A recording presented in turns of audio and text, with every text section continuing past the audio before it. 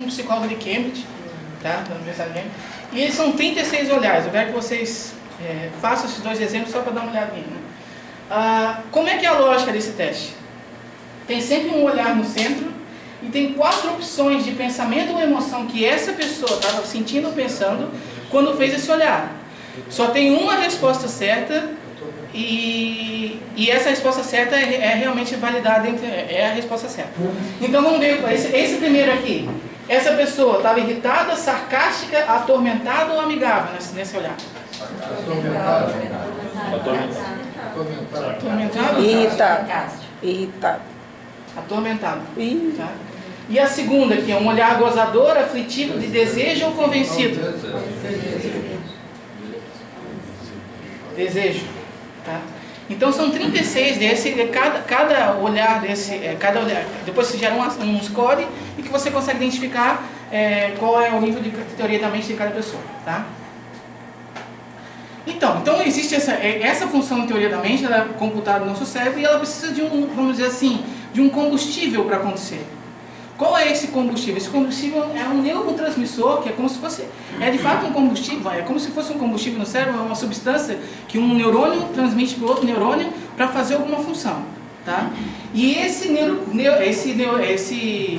neurotransmissor específico para teoria da mente, a gente chama de ocitocina. Tá? O que isso tem a ver? Para que é importante saber o que a ocitocina faz? Tá? A ocitocina é importante, grande parte desses estudos são importantes para a gente entender o que acontece quando dá errado, não quando está certo. Quando está certo é tudo muito bonitinho, mas e quando dá errado? Tá? E quando as pessoas não conseguem ter teoria da mente? E quando as pessoas não conseguem, em função disso, se relacionar de fato? Tá? E qual é a condição em que o indivíduo não consegue ter teoria da mente? O autismo. Tá?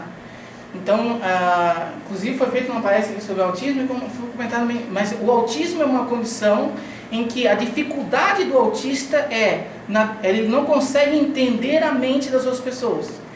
A gente chama que ele é um cego mental, ou seja, ele não consegue enxergar, não consegue identificar os pensamentos e as crenças das pessoas. Por isso, qual a característica do autista? O autista não se relaciona com ninguém.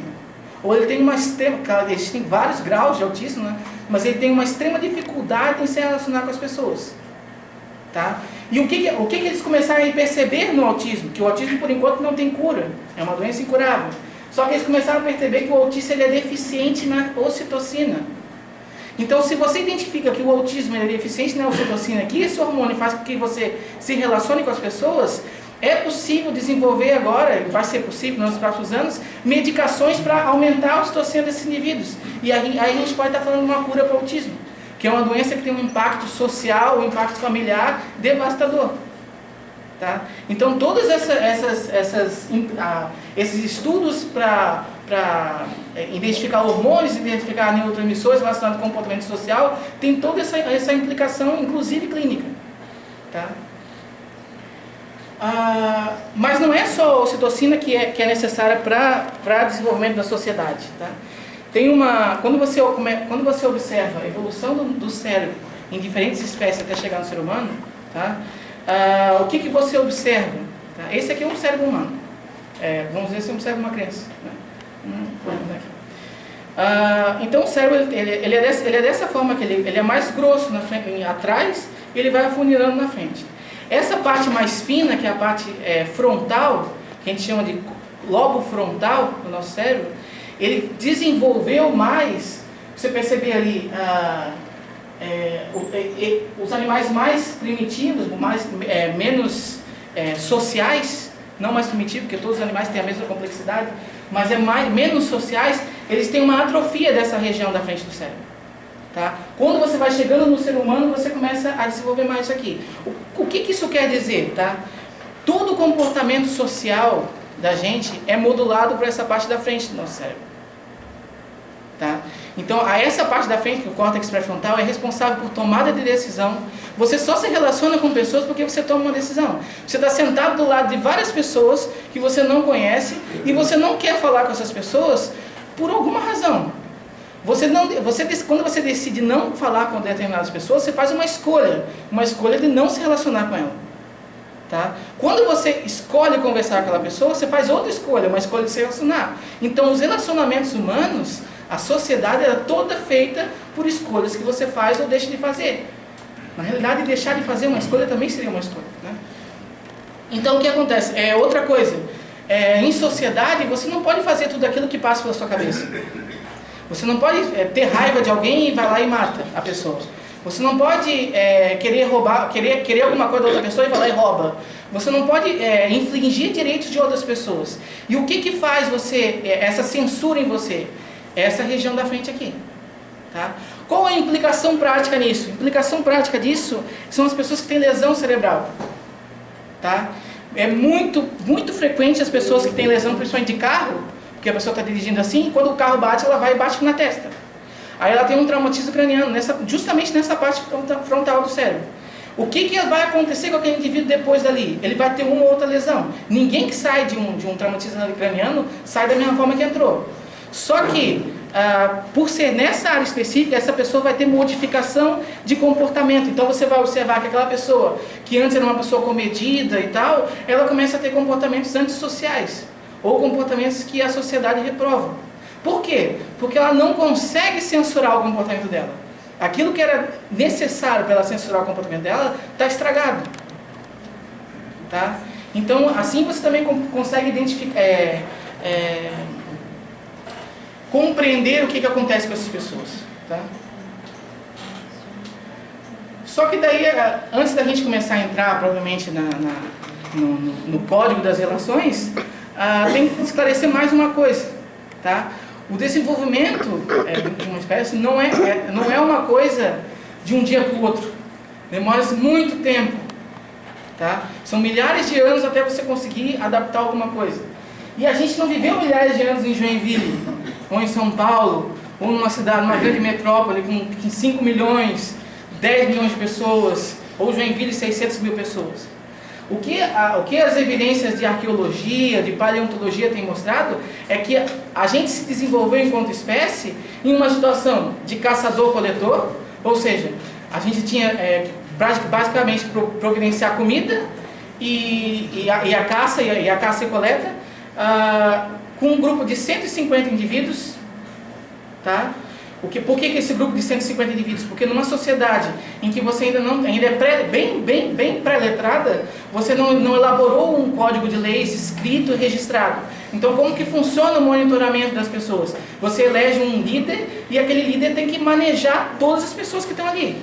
Ou ele elege outras pessoas de confiança dele para ajudar a manejar. Então, é difícil você conduzir um grupo enorme de pessoas. Então, o grupo 150 é o grupo ideal, que foi durante muito tempo. E nesse grupo de 150 pessoas, grande parte dos indivíduos eram parentes. A gente já vai ver na sequência a implicação do parentesco para alguém ser bom ou ruim com outra pessoa. Então, parentesco entre indivíduos é fundamental, é uma das grandes bases do altruísmo. Tá? Então, numa sociedade em que a gente vive com primos, e primos de primeiro, segundo, terceiro e quarto grau, todo mundo conhece todo mundo, fica fácil, a gente tem uma maior propensão a confiar nas pessoas. Se a gente se desenvolveu, enquanto espécie, num padrão de sociedade, que a gente tem uma propensão a acreditar nas outras pessoas, é por isso que quando a gente está numa sociedade como essa, tantas pessoas são logradas, tantas pessoas caem em golpe, tantas pessoas acabam confiando em gente que não deveria confiar, tantas pessoas acabam fazendo relacionamentos que não deveriam ser feitos, relacionamentos danosos. Por quê? Porque a gente já tem essa tendência a acreditar na outra pessoa. Tá? Então, o que diz esse princípio da savana? Esse princípio da savana diz que a gente está desadaptado ao padrão de sociedade que a gente tem hoje. A evolução cultural foi muito mais rápida do que a evolução biológica, propriamente dita. Então, a gente ainda tem cérebro da idade da pedra, só que a gente não vive na idade da pedra. Tá? Então, existe uma grande implicação para explicar por que as pessoas...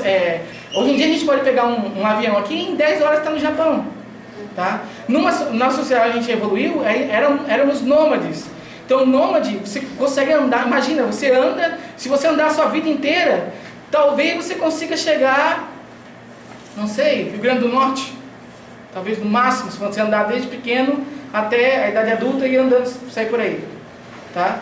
Agora, uma sociedade em que a gente tem todos os meios de transporte, enfim, você consegue ter contato com pessoas que você nem imaginava que teria contato. E agora com a internet, então, fica muito mais fácil.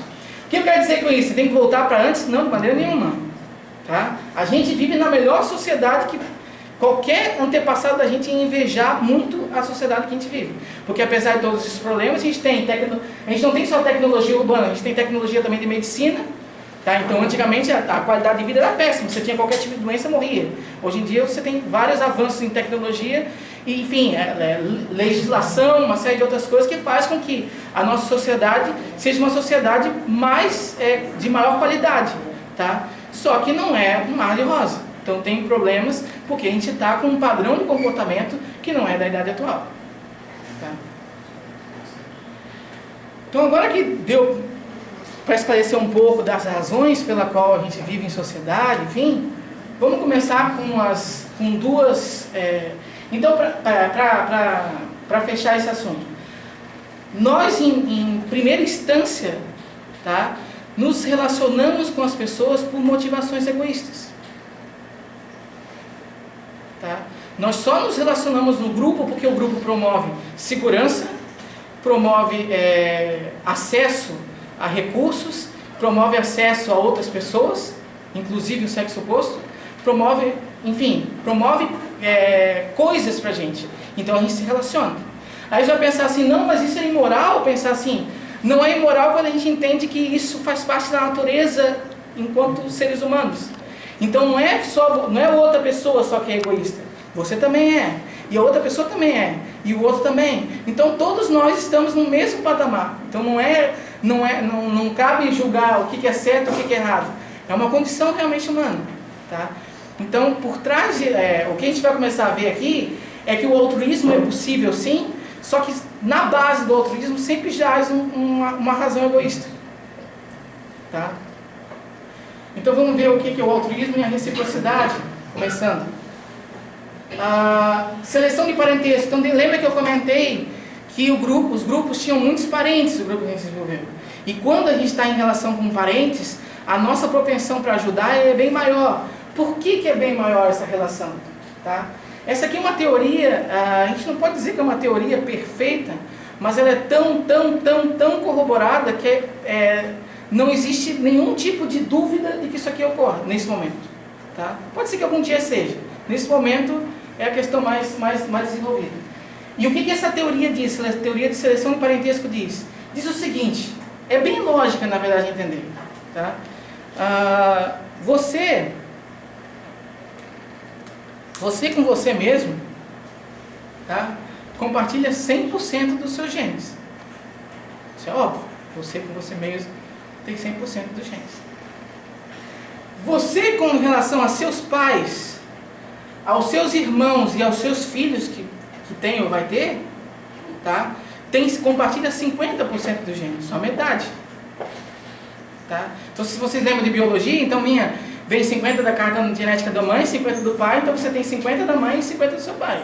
Se você vai passar para o seu filho, tem 50 do seu, 50 do seu filho, o seu filho vai ter 50 e 50 do pai dele. Se você tem irmãos, os seus irmãos veio do mesmo pai e da mãe, eles vão ter 50% também. Então metade daquilo que é seu está na sua mãe, no seu pai, nos seus irmãos e nos seus filhos. Tá? Então vale a pena você se sacrificar por essas pessoas, porque eles têm metade do que você tem. Metade, se você morrer e salvar duas dessa ali, você joga zero por zero mesmo, elas por elas. Tá? Então as pessoas tendem a cooperar muito mais quando as pessoas são aparentadas. Aí a gente vai dizer assim, mas genética a gente só começa há 50 anos, ninguém nunca pensou nisso.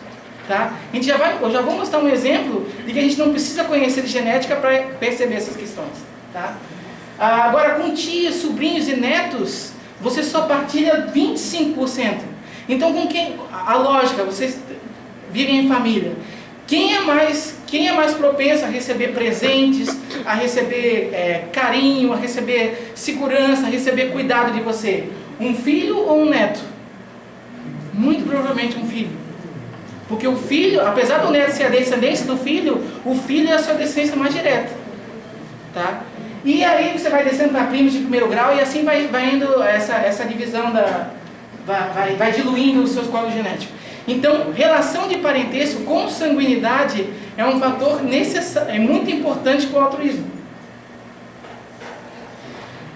Aí, porque outra questão que vem, né? Para que é importante saber isso? É importante saber isso para entender quando as coisas dão errado, de novo. Tá?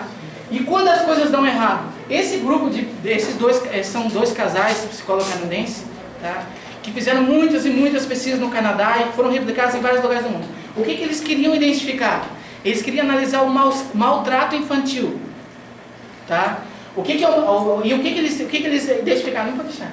O que eles identificaram?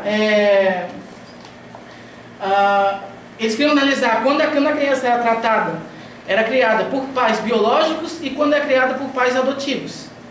Pai adotivo não compartilha genética com o filho. E olha o que eles identificaram.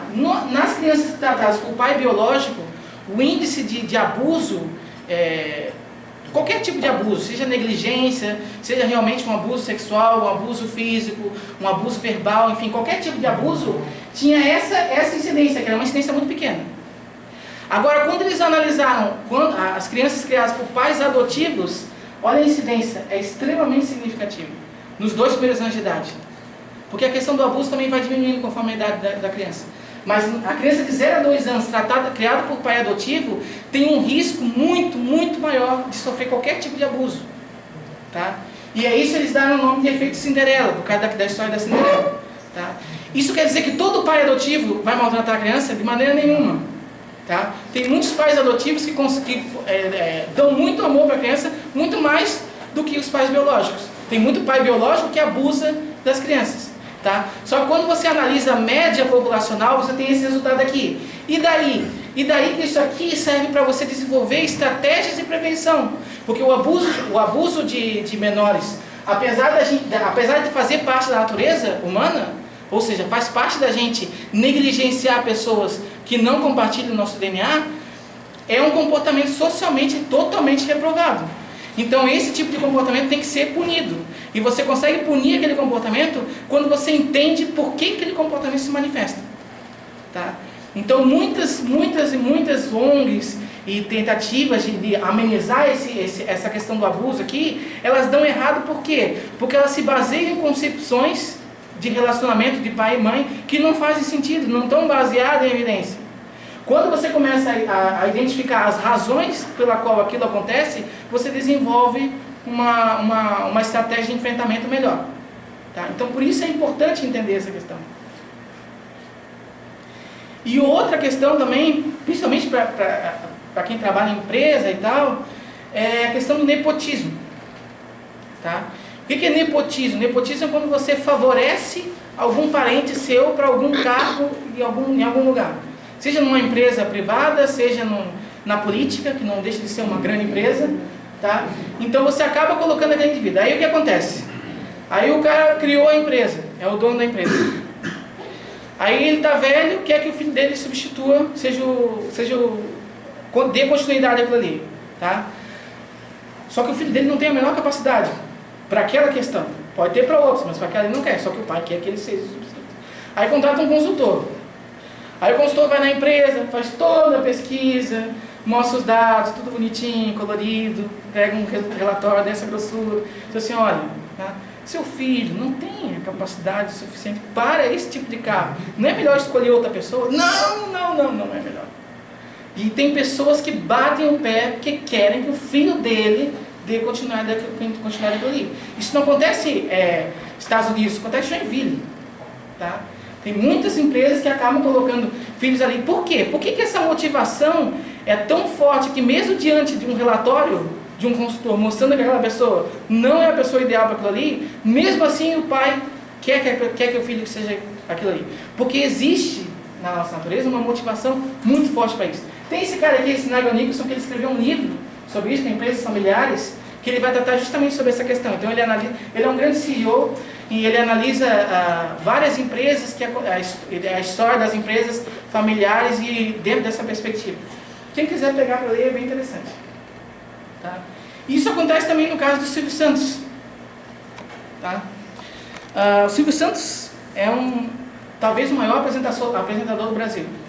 Tá? A capacidade que ele tem, não estou dizendo que eu gosto do programa dele, estou falando a capacidade de se comunicar que ele tem é realmente invejável. Qualquer tipo de... para as massas, assim, ele tem realmente... E ele desenvolveu a empresa dele praticamente... Ele ocupava todos os horários da empresa dele. Então o programa dele era de todos os dias e domingo também, o dia inteiro, enfim. Só que agora ele está velho, né? Então ele não tem mais o pique para fazer tudo que ele fez. Aí o que ele colocou? Aí tem uma filha, né? A filha dele, Patrícia Bravanel. Aí ele achou que a filha dele, ia ser uma pessoa, mesmo sabendo que tem um monte de apresentadora altamente capacitada, pessoas que estudaram para aquilo ali e tal, ele tendo dinheiro para contratar essas pessoas, porque é uma empresa bem sucedida, ele colocou a filha dele. Tá? E o que aconteceu com a filha dele? Foi extremamente criticado, tá? Porque ela não tem a menor capacidade para gerenciar um programa de televisão. Tá? Ela cometia uma série de gafes. A internet inteira, se você colocar o nome dela, é pichação do início ao fim. Então realmente não deu certo. Aí lançaram no Facebook uma campanha para tirar o programa dela do ar, porque passava todo dia, e colocar o Chaves no lugar. Tá? Por quê? Porque o programa dela estava tão ruim que o SBT, que tinha 9, 8 pontos de Ibope, ele passou a ter 3, 2, 4. Tá? E isso é prejudicial para a empresa. Então eles fizeram uma campanha e conseguiram. Então o programa dela hoje não passa mais, faz umas 2 semanas, se não me engano, e colocaram Chaves no lugar. E agora o SBT está competindo com a... Então ela perdeu para o Chaves.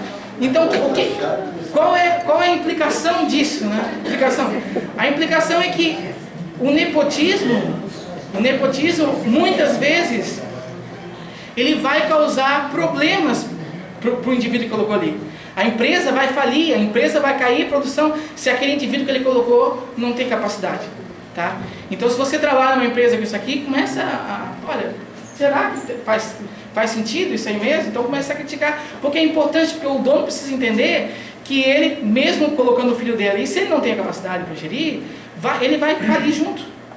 Tá? Então, realmente é um caso... Aqui, aquela questão que eu falei, que não precisa entender de genética para saber disso. Tá? Como é que foi feita essa pesquisa? Tá? Essa pesquisa foi feita da seguinte maneira. Então tinha essa aqui foi só um exemplo que eles colocaram, mas foram várias pessoas, né? Então a pessoa ia para um laboratório de pesquisa e levava uma foto com ela. Uma foto dela de rosto. Essas fotos de carteira de identidade, que não tem expressão praticamente nenhuma. Aí levava essa foto. Aí essa foto era colocada, escaneada, passada por um computador, e o computador modificava, por um programa de inteligência artificial, modificava essa foto. Então olha só, essa aqui é a pessoa original da foto. Essas duas aqui foram modificações a partir dela, para criar um outro rosto. A proposta era criar um outro rosto. Só que esse rosto aqui do meio é mais parecida com ela do que esse aqui. Se parar para analisar. Tá? E daí como é que era a pesquisa propriamente dita? Então, no caso a mulher aqui, né? Ficava diante de um computador e ela tinha que interagir num jogo chama de Dilema do Prisioneiro, que é um jogo de teoria dos jogos para cooperação. E eles perceberam que essa mulher cooperava muito, muito mais quando ela estava diante dessa imagem aqui, do que dessa aqui. Então, qual é a lógica disso? A gente acaba identificando nas pessoas características que possam dizer se ela compartilha ou não nossos genes. Então, por exemplo, por que ele faz isso? Porque se você, por exemplo, você tem o nariz de uma tia, pode ter, tá? Você tem uma orelha do seu pai, você tem o olho da sua mãe. As características genéticas, elas vão se manifestando conforme as gerações. E de fato você tem um nariz como a sua tia, uma orelha como a sua mãe, um olho como o seu pai. Tá? E essas pistas fazem com que a gente identifique quem compartilha ou não com a gente. E a gente acaba por desenvolver e ser mais solidário com aquela pessoa. Isso aqui acontece mesmo com gente que não tem parentesco nenhum com a gente. Tá? Pessoas que a gente encontra na rua e não entende por que aquela pessoa, por que a gente se sente tão motivado a conversar com aquela pessoa, por que aquela relação deu tão certo. Se você começar a perceber, você vai identificar que ou ela tem alguma semelhança fisionômica com você, ou nem isso, ou ela tem uma semelhança comportamental com você. Aquela pessoa se parece com você em algum aspecto. Então, quando você encontra alguém que parece com você em algum aspecto, você ativa um sistema no seu cérebro e diz assim: essa pessoa vale a pena você se relacionar. Tá? Quem não se parece nem fisicamente, nem comportamentalmente com você, essas pessoas você tende a evitar nos relacionamentos. Pense bem nisso, vocês vão encontrar muitos exemplos na vida. Tá, mas a gente não lida só com parentes na nossa vida. A gente lida com pessoas que não tem nenhum tipo, pessoas que nasceram em outro lugar do mundo, que não tem nada a ver com a gente, tá? No entanto, a gente se relaciona com essas pessoas, a gente gosta dessas pessoas, a gente faz o bem por essas pessoas. Por que a gente faz o bem por essas pessoas? Aí entra esse cara aqui, tá? E eu fiz questão de colocar um artigo dele, tá? E frisar que esse artigo foi publicado em 1971. Até hoje, isso aqui é um dado de hoje, PubMed hoje, até hoje, 5.784 outras pesquisas usaram o artigo dele para ser replicado. Tá? Então ele tem mais 5.700 e outras pesquisas que corroboraram o que esse artigo falou. Tá? E o que esse artigo falou? Esse artigo falou que o altruísmo ele se desenvolve quando existe chance de reciprocidade. O que é reciprocidade? É quando aquela pessoa retribui aquilo que você fez para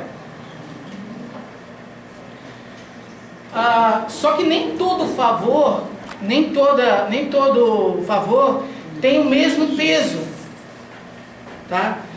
Por isso que a gente precisa entender um pouquinho também de contabilidade social. O que é contabilidade social? É um raciocínio que todos nós fazemos quando a gente vai fazer um favor para alguém ou quando aquela pessoa faz um favor para a gente. E qual é o raciocínio? É bem simples. Qual é o raciocínio? Esse raciocínio vai gerar o valor do favor. Quanto que vale aquele favor que você recebeu? E esse valor do favor, ele tem duas variáveis que tem que levar em consideração. A primeira é o custo por parte do auxiliador. Ou seja, quanto que custou para aquela pessoa fazer aquele favor para você? Foi fácil para ela ou foi difícil para ela? Quanto mais custoso, quanto mais difícil é para a pessoa te ajudar, maior a sua dívida de gratidão com ela. Quanto mais fácil foi para ela te ajudar aquilo ali, menor a sua dívida de gratidão. E tem a outra variável, que é o benefício para o auxiliado, ou seja, quanto que foi importante para você aquele favor que aquela pessoa te fez. Quanto mais importante para você, quanto mais significativo para a sua vida aquele favor foi, maior também é o seu custo, a sua dívida de gratidão. Quanto menor esse favor, menor a sua dívida de gratidão. Tá? Então, sempre nas relações que a gente vai estabelecendo com as pessoas, a gente acaba identificando quanto que a gente deve e quanto que a outra pessoa deve pra gente, com base no sacrifício que ela fez e no base na relevância que ela tem pra gente. Tá? Só que esse cálculo ele também é dependente do contexto. E vamos entender aqui um pouquinho por que é dependente do contexto. Então vamos supor que você seja um troglodita lá na Idade da Pedra. E estava morrendo de fome. Não tem comida há 3 dias. Tá? E tem o outro troglodita que é bem desenvolvido, mora numa casa de uma caverna de pedra bonita, tá? E ele tem muita comida para oferecer, tá? E aquele troglodita ricaço, ele divide metade da comida, da vasta comida dele com você, tá? Quanto que vale, qual foi o custo dele? Foi alto, só que proporcional a ele foi baixo, porque ele ainda tem comida para sobreviver bastante. Ele tinha muita comida. E qual foi o benefício para você? Foi alto porque você ficou com muita comida. Só que olhando a outra situação agora, você é o mesmo troglodita morto de fome e tem o outro troglodita, tá? Que é uma pessoa mais paupérrima que você, está mais pobre que você. E aquele ali, por uma eventual razão, ele acaba conseguindo um pedaço de carne. Tá? E aquele pedaço de carne é a única carne que ele vai ter daqui a 3 dias. Só que ainda assim ele divide metade daquela carne com você. Qual é a sua dívida de gratidão com ele? Qual foi o esforço que ele fez para aquilo? Foi muito grande. Mas qual foi o benefício para você? Você recebeu só um pedacinho de carne. O outro você recebeu uma fazenda inteira quase. Só que é isso que depende do contexto. Naquela situação ali, o sacrifício para aquele indivíduo foi tão alto, tão alto, tão alto, que você acaba tendo uma dívida maior com ele do que com aquele que te deu tanta comida. Só que foi fácil para ele. Tá? Então esse tipo de raciocínio, esse tipo de contabilidade social, a gente faz o tempo inteiro e está na base dessa reciprocidade também. Então o que é o altruísmo recíproco propriamente dito? Tá? É quando uma pessoa ajuda a outra. Existem dois tipos de altruísmo recíproco. Existe o altruísmo recíproco direto e o altruísmo recíproco indireto. O direto é aquele que um ajuda o outro, e em uma outra situação aquele outro que foi ajudado ajuda eu. Então por isso que é uma reciprocidade, é um altruísmo recíproco. Então uma mão lava a outra. Tá? Existe uma questão chamada também altruísmo recíproco indireto. Quando você ajuda alguém que não tem condições de te ajudar. Só que quando você faz aquela ajuda, outra pessoa vê. Aquela pessoa que viu, ela se comove com aquela ajuda que você deu para ela. Então aquela pessoa que viu, ela te ajuda. Por isso que é um altruísmo indireto. Você ajudou outra pessoa, mas a sua reciprocidade vai ser indireta, vai ser através de um terceiro indivíduo. Tá? E isso tem uma série de exemplos na sociedade. Enfim, por exemplo, no carro, quando você está sentado no carro, está no meio do engarrafamento, tá? Você quer entrar numa vaga, tá?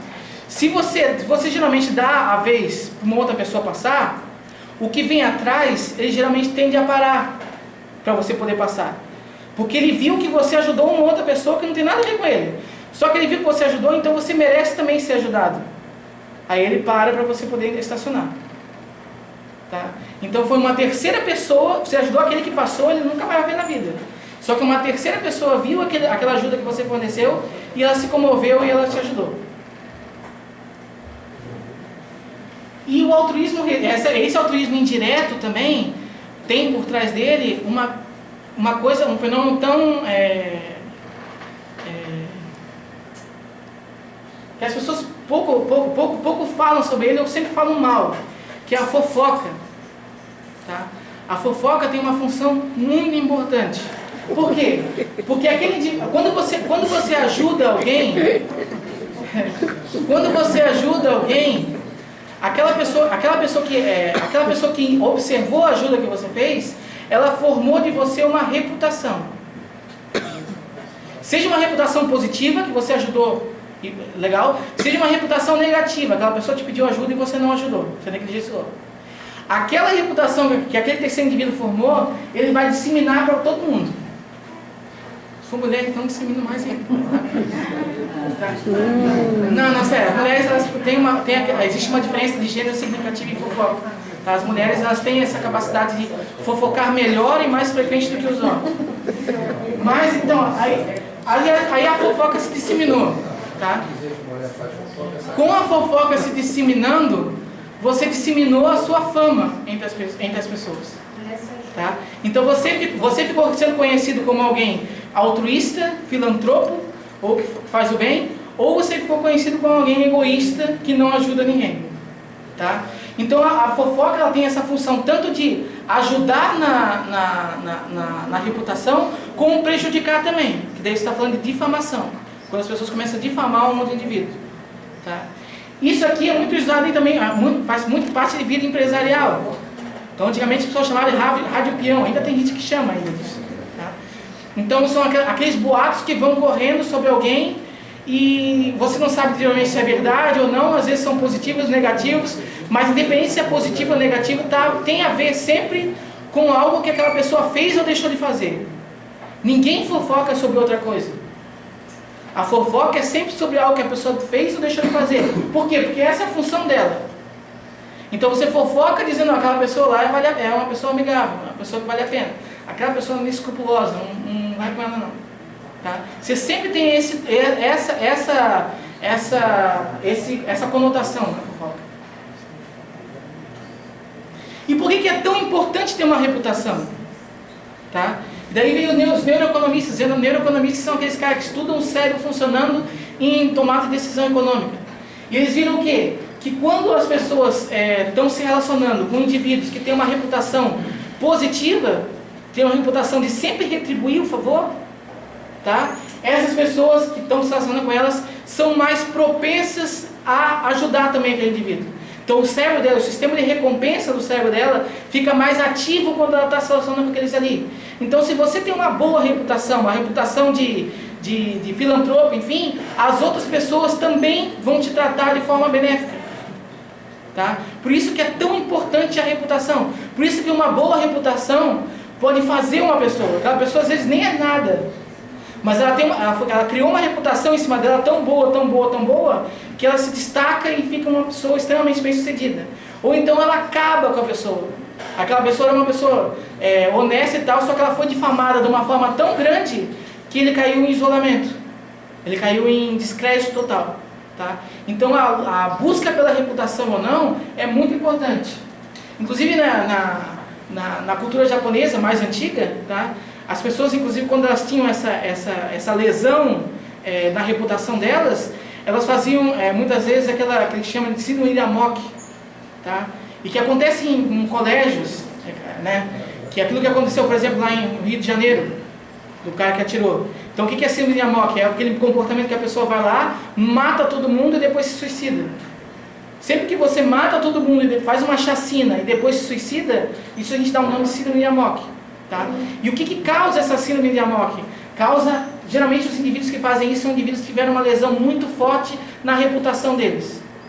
Que é o que acontece com vítima de bullying, com vítima na escola, enfim, a reputação deles é tão baixa, tão baixa, tão baixa, que isso cria neles esse tipo de padrão de comportamento. Tá? Então realmente a reputação é uma coisa bem séria e que tem tanto o poder de levar para frente quanto levar para trás.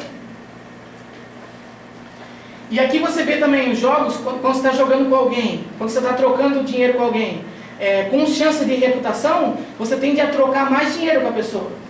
Quando essa reputação, a chance de ter uma reputação acaba, você passa a trocar menos dinheiro.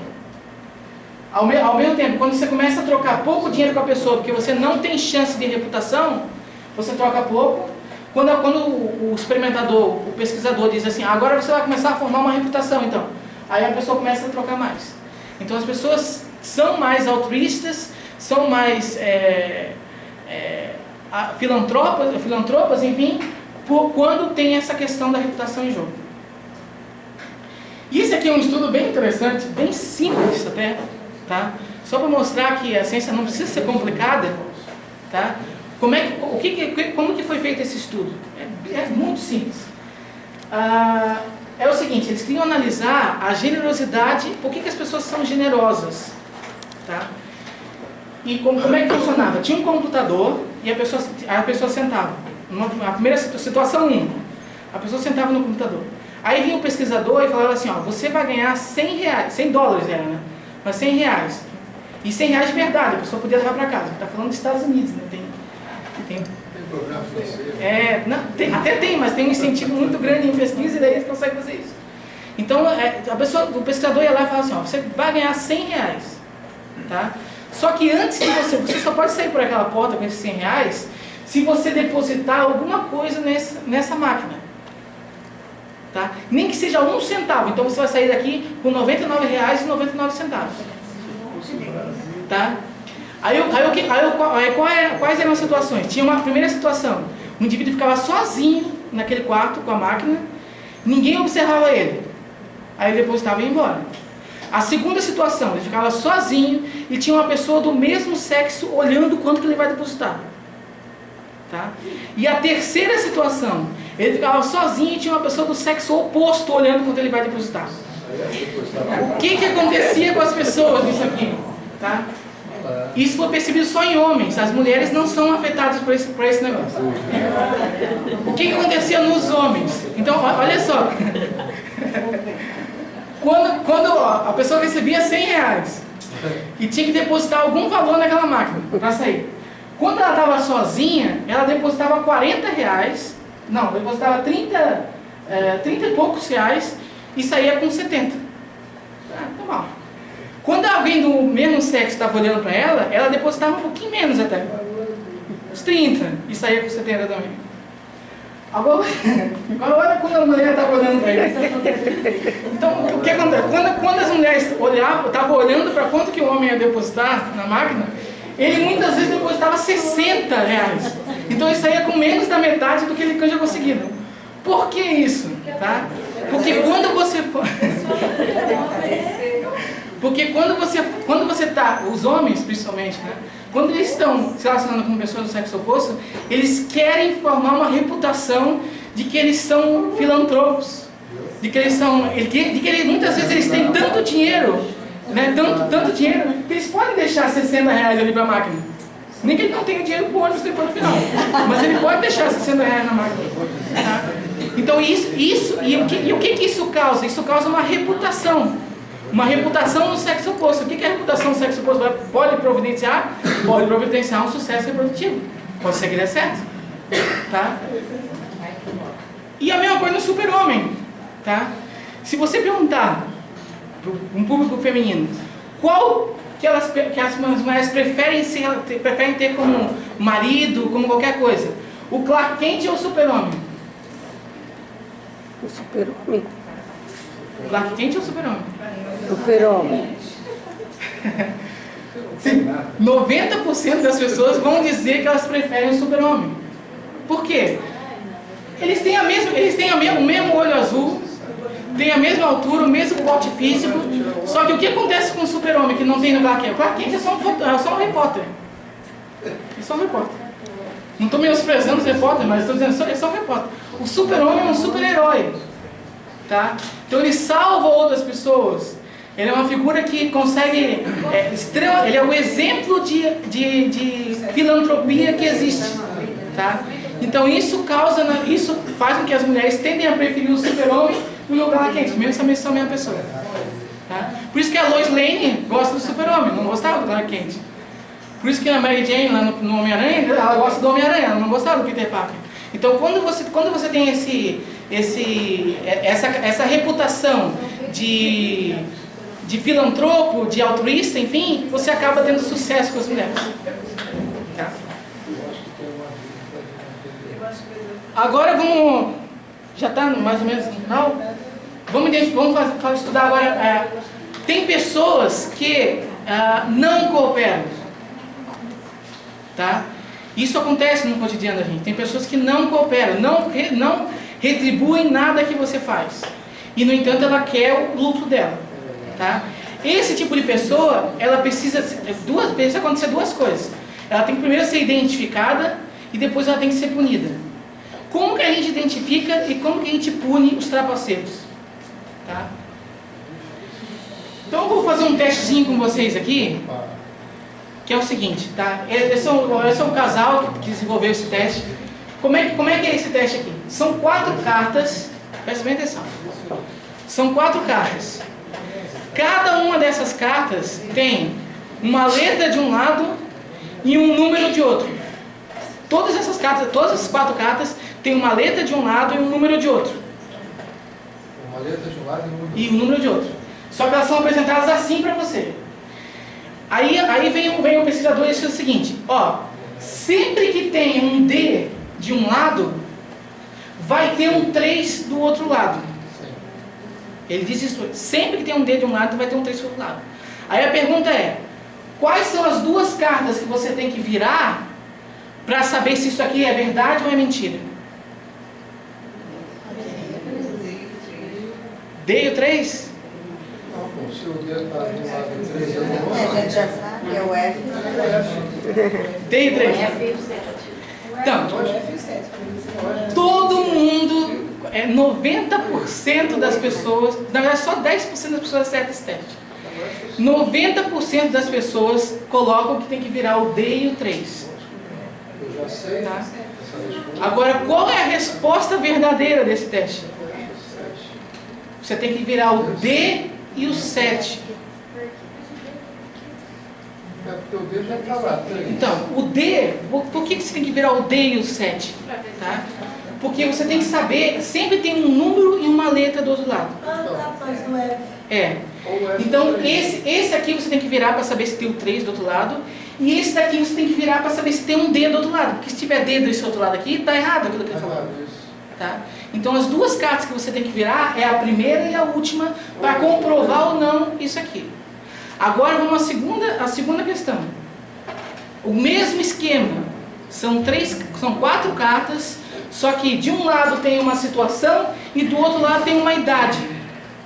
E qual é o contexto disso aqui? Então suponha que você seja um fiscal que vai entrar num bar e você tem que garantir que ninguém com 16 anos está bebendo cerveja, porque não pode menor de idade beber cerveja.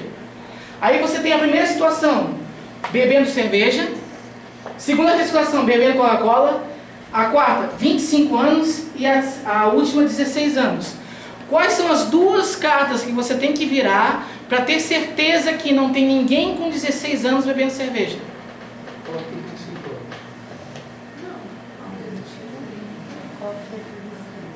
Quais? A cerveja 25. Cerveja 16. Vocês entenderam isso aqui? Olha só. Ó, cada carta tem uma bebida de um lado e tem uma idade do outro lado. Você não pode, está dizendo que não pode ter ninguém com 16 anos bebendo cerveja. Como que você identifica isso? Essa primeira, beber cerveja. A segunda, beber Coca-Cola. A terceira, 25 anos. E a quarta, 16 anos. Qual você tem que virar para ter certeza?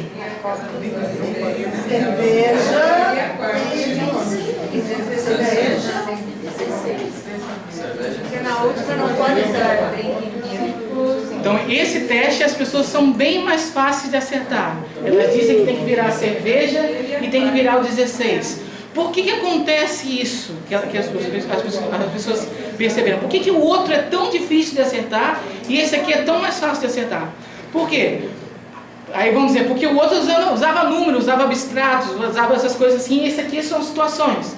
Tá, mas se você fizer uma outra variação daquele, a pessoa que tem tal carro, ela ouve tal cantor, você também vai ter dificuldade de identificar. Então você tem dificuldade, tem facilidade de identificar aqui, porque aqui se trata de situações sociais. Trata de lei, de infração de uma lei. Então veja a hipótese dessa questão aqui. Nós temos um mecanismo na gente que faz com que a gente tenha facilidade de identificar trapaceiros. É fácil identificar trapaceiros. É difícil a gente identificar se gira os 3 ou D. Deu para entender? Então a gente já está programado para fazer um julgamento mais assertivo quando alguém está infringindo alguma lei. E como que a gente pune essas pessoas então? Então a gente identificou o trapaceiro, aquela pessoa que não coopera. Que todos nós podemos fazer, todos nós podemos não cooperar alguma vez na vida. Ou algumas vezes na vida. E fazemos. Tá? Mas identificando. Então identificou quem trapaceou. Aí tem aquilo que a gente chama de punição altruísta. O que é punição altruísta? É quando você pune a outra pessoa, mesmo que aquela punição tenha um custo para você. Tá? A sociedade só existe quando há essa punição altruísta. Quando cada um faz o que quer, a sociedade fica insustentável. Tá? E eu vou mostrar para vocês um videozinho feito com crianças, tá? Que é um jogo chamado Ultimatum Game, que é um jogo do ultimato. Vou passar esse videozinho aqui, depois eu explico melhor para vocês. Tá com legenda e tudo. Como é que funciona?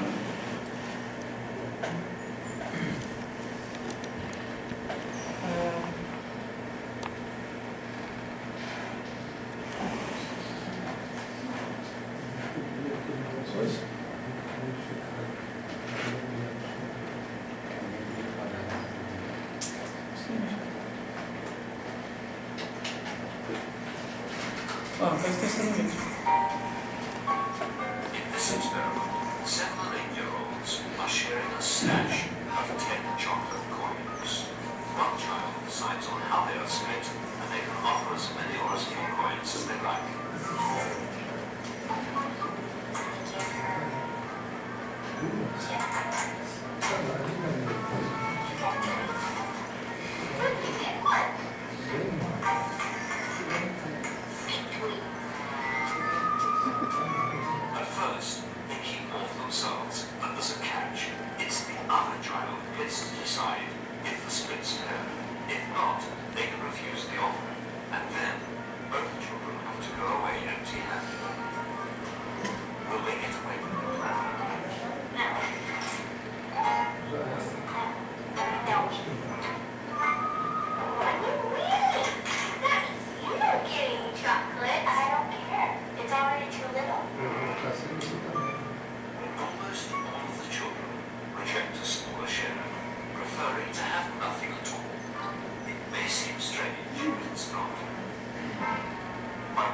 help themselves, they're punishing their partner who insists even more chocolate, and they're not going to forget that in a hurry.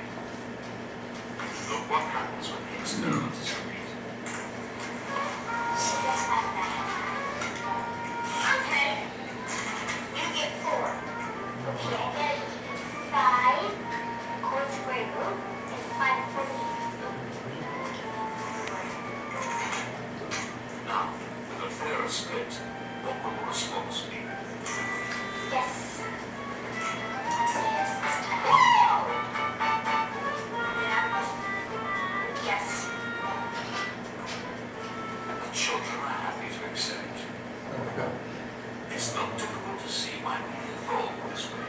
If we react instinctively against people who cheat, they'll think twice before trying it again. And it's left us all with a taste for fairness. Então, como é que funciona esse jogo? Esse é um exemplo com criança, mas tem muitos exemplos com adultos também.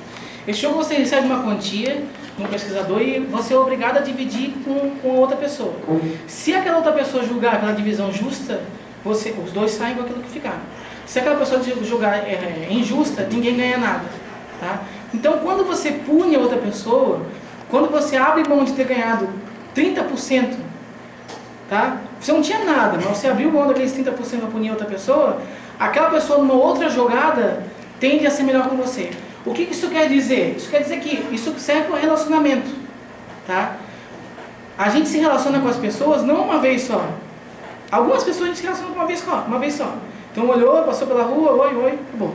Tá? Mas a grande maioria das pessoas a gente se relaciona constantemente. Tá? E quando a gente se relaciona constantemente com as pessoas, a gente tem que deixar bem claro aquilo que a gente considera justo da gente receber. Tá? Porque senão aquela pessoa sempre vai... Então, o que acontece? Acontece em clínica. Então, chega um homem ou uma mulher e diz que a esposa ou o esposo não está dando a atenção que deveria. Tá? Mas aquela pessoa aceita sempre de bom grado. Aquela pouca atenção que aquela pessoa dá, ela reforça aquele comportamento. Então, tá bom dar aquele pouquinho para ela. Tá? Só que não está bom. Então, quando você começa a... Isso serve para manejar os relacionamentos.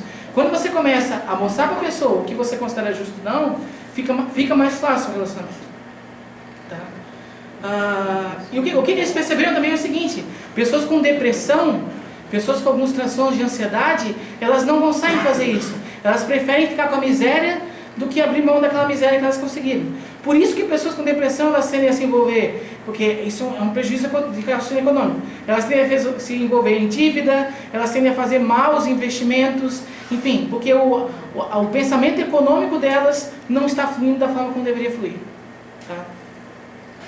Mas tem uma outra forma até mais profunda de você punir quem trapaceia, tá? Que é com essa expressão aqui. Que expressão é essa aqui?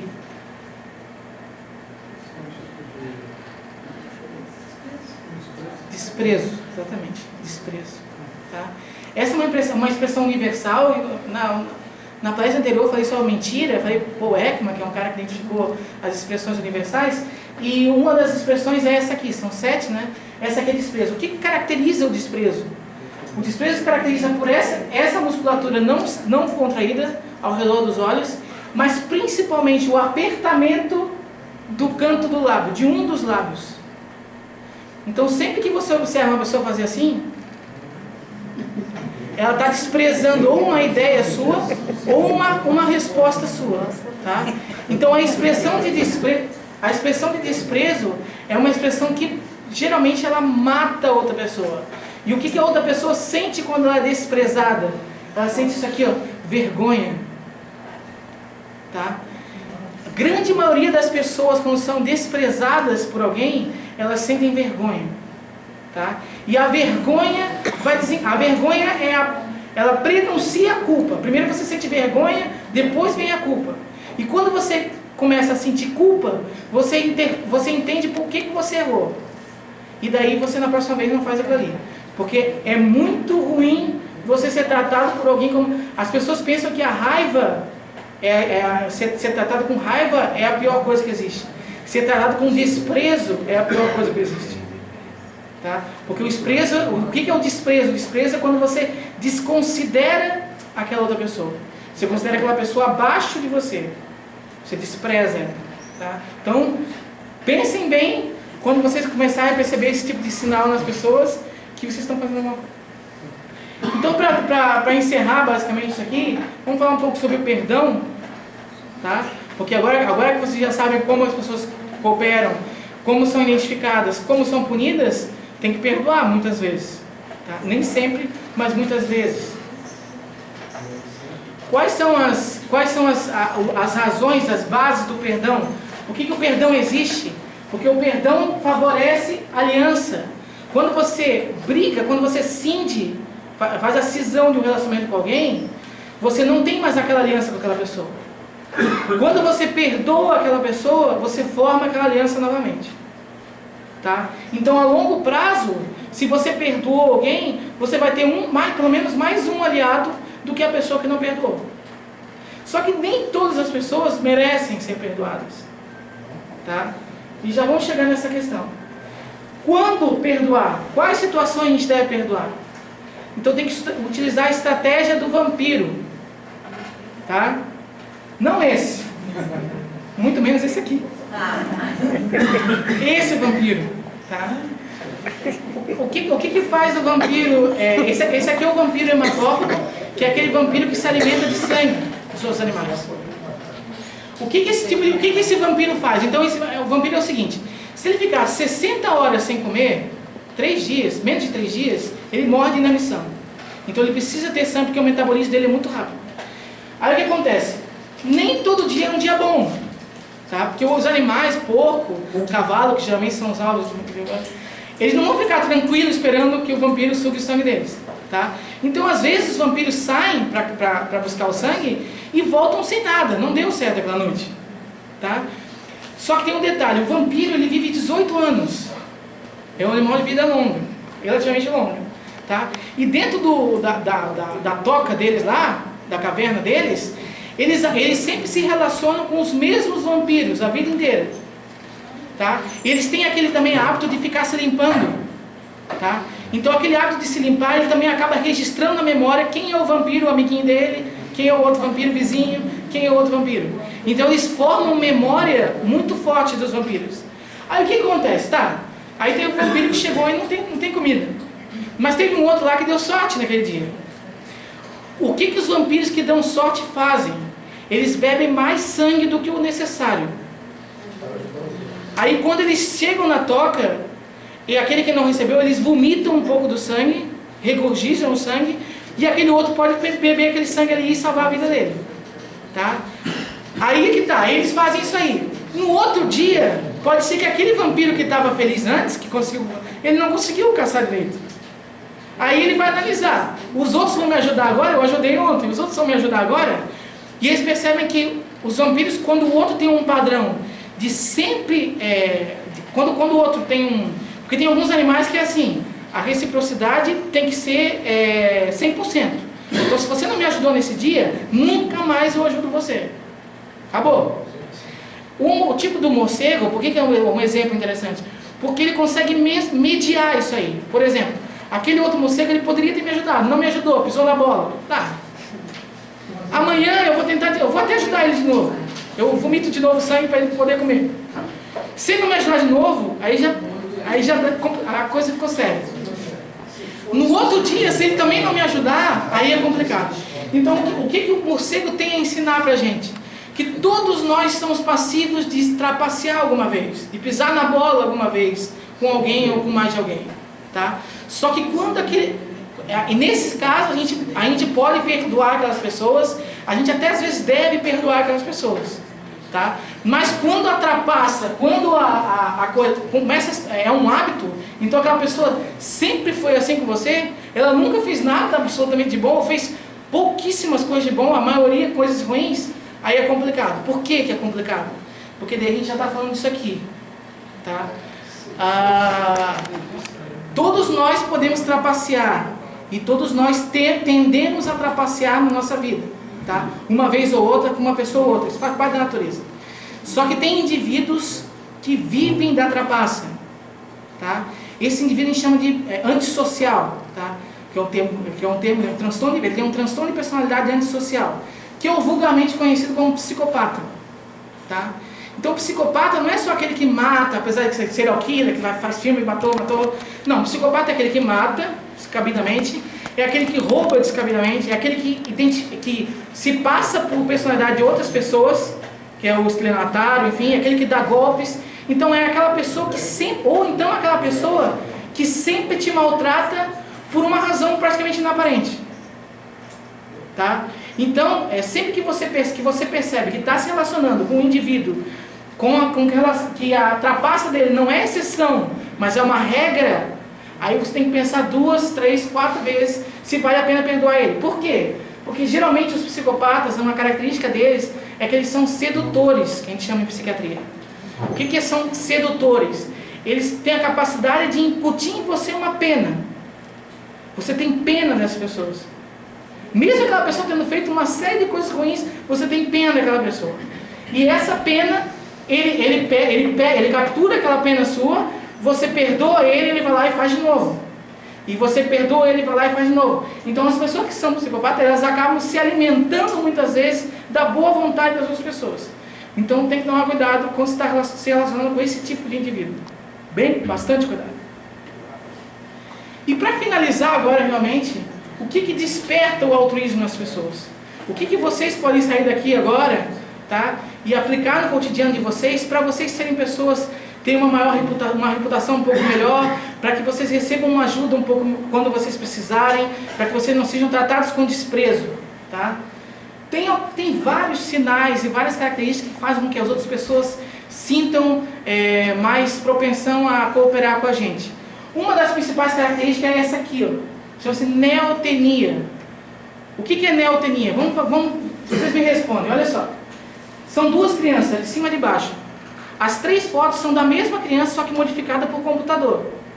Qual imagem dessa criança aqui é mais bonita?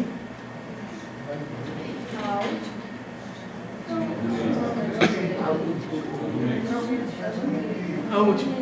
E essa aqui, de cima?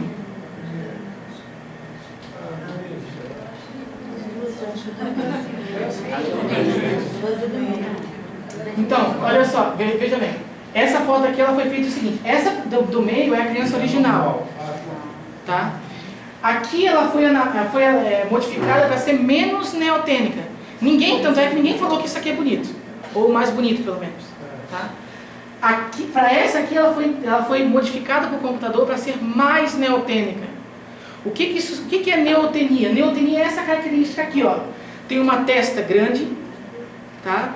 Os olhos são bem redondos, tá? E o nariz tem praticamente a mesma largura da boca, tá? Então, toda as crianças geralmente tendem a ser neotênicas. Por isso que todo mundo acha fofinho, bonitinho, tá. Então, algumas pessoas elas continuam com esse traço na idade adulta. Então, são pessoas que você acha assim, puxa, me dá tanta vontade de ajudar aquela pessoa muitas vezes não fez nada, mas ela inspira em você uma pena, você dá vontade de ajudar ela. Você não sabe por quê. Se você parar para analisar, aquela pessoa tem uma grande porcentagem de neotenia. E isso não é só fisicamente, isso é comportamental também.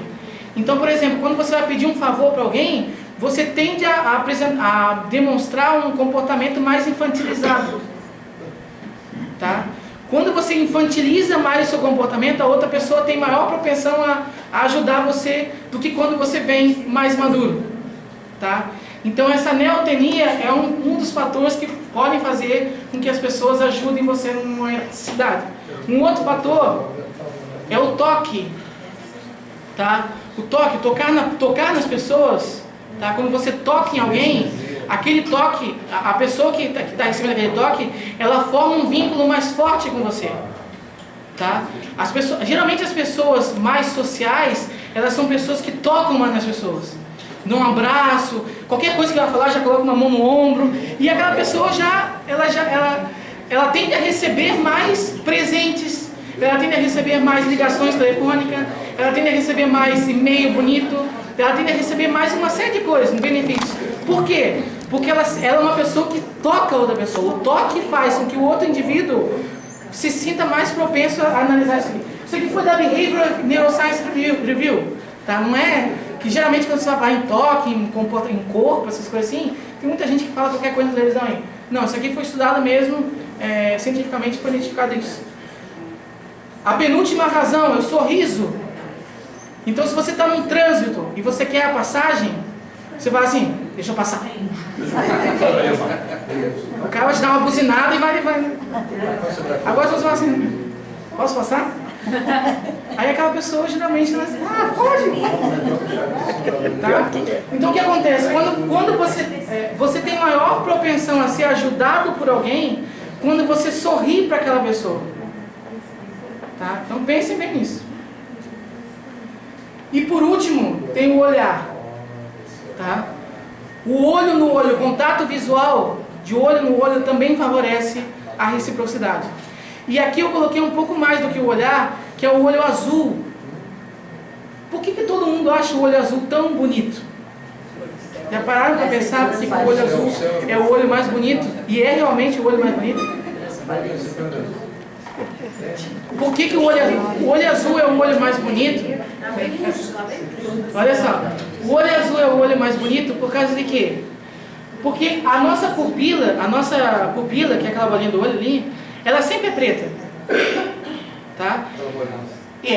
Só que a cor da íris, a azul, é a cor que mais discrimina a pupila. Quando você tem um olho verde, o olho verde já é mais parecido com o preto do que o azul. Então a pupila já fica um pouco mais camuflada. O olho preto parece que é uma coisa só. Tá? Então o que acontece? Quando a pessoa tem um olho azul, ela mostra para você sinais, por exemplo, atração sexual, atração física. O que acontece com as pessoas? Por um sistema nervoso autônomo, a pupila dilata. Então você consegue identificar nas pessoas com o olho azul, melhora essa dilatação da pupila. Mas eu nunca olhei isso, não interessa. O nosso cérebro já processa essas informações. É aquilo que a gente chama de intuição. Quando eu falo assim, eu acredito que aquela pessoa está apaixonada por mim. Tá? Um desses sinais que o seu cérebro computou para dizer que aquela pessoa estava apaixonada por você é a dilatação da pupila. Outra coisa, eu já comentei na outra palestra, a mentira, o que a mentira faz? A mentira, a pupila contrai. Tá? Então o que acontece? Por que o olho azul é tão mais bonito? Porque a pessoa com olho azul é uma pessoa mais autêntica, mais fácil de você identificar. Tanto o amor que ela sente por você, quanto a traição dela. Porque se ela for mentir, a pupila dela vai contrair. Tá? Isso tem um lado positivo, mas tem um lado negativo também. Porque a mentira faz parte do nosso cotidiano. Então se a gente tem uma dificuldade maior de mentir por causa da íris, é mais complicado. Tá? Então por isso que nem todos nós, as pessoas que têm olho preto, elas são consideradas misteriosas. Tá? Porque ela não tem, a pupila e a íris é a mesma coisa. Ele esconde. Tá? Então, o último slide, né? Tem um dramaturgo tcheco, tá? que é chamado Anton Chekhov, o nome dele, e que ele diz que a humanidade só poderá crescer quando ela descobrir como exatamente é. Tá? E essa talvez tenha sido o objetivo bem pontual, porque o que eu falei aqui é uma parte bem significante. Tem muito mais coisa para ser dito que existe e muito mais coisas para se identificar que nem se sabe ainda, tá? Mas eu espero que com essa questão bem pontual dê para entender melhor por que a gente se relaciona, a forma como a gente se relaciona e que isso possa ter um impacto positivo para vocês na forma de vocês se relacionarem, tá? Vocês pararem para identificar que o outro tem sentimentos, que o outro tem pensamentos, que o outro é importante porque o outro vai fazer a sua reputação e que você tem que tratar aquelas pessoas com dignidade, que tem pessoas que valem a pena perdoar, tem pessoas que não valem a pena perdoar. Enfim, essas decisões, eu espero que com esse conhecimento mais científico, enfim, isso tenha sido mais... isso tenha ficado mais claro para vocês, tá? Eu coloquei aqui algumas sugestões de livros. Quem quiser, quem se interessou pelo tema, quiser, tem A Origem da Virtude, O Gênio Egoísta, O Cérebro, o Poder das Conexões, Não Zero, Evolução da Cooperação, O Outro Lado da Moeda e Prática na Teoria, que são vários livros que abordam essa mesma questão de diferentes perspectivas, tá? E muito obrigado para vocês. Essa vai estar sendo filmada. Deixa eu tá? vir um pouquinho. Se tudo der certo, amanhã mesmo já vai estar, todo mundo ficou com um cartão aí. No final desse cartão tem um endereço do meu blog. Então, se amanhã vocês quiserem acessar esse meu blog, essa palestra já vai estar online. Se quiserem assistir de novo, enfim, porque como eu, tá? Não foi fácil digerir todo esse conhecimento, toda essa perspectiva, porque isso vai contra muitas coisas que a gente acreditava que era verdade, tá? Então muitas coisas eu precisei romper para conseguir desenvolver isso aqui. Então é claro que em uma apresentação pode ser que muitos de vocês já ficaram com dúvida, e isso é importante.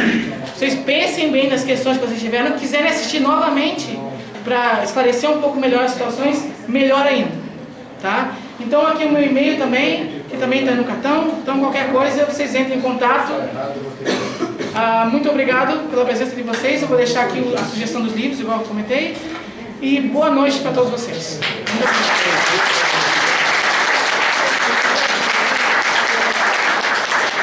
Agora eu gostaria de...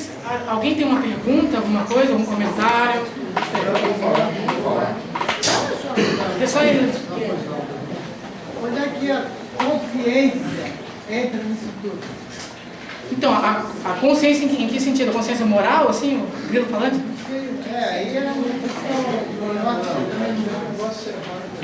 Então assim... Um exemplo bem possível que hoje existe propaganda para... Gente, só um pouquinho, deixa eu... existe propaganda para tudo, para correto, não sei o quê, mas a pessoa continua naquele jeito.